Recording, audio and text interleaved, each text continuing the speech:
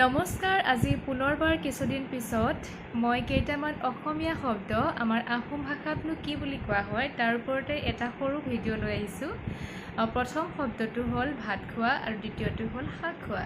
ভাত খোৱা আৰু শাক খোৱা এই দুটা শব্দ আমাৰ আহোম ভাষাত কোৱা হয়। ভাত খোৱাটোক কিন খাওঁ আৰু শাক খোৱাটোক কোৱা হয় কিন ফাক। কিন খাওঁ আৰু কিন ফাক।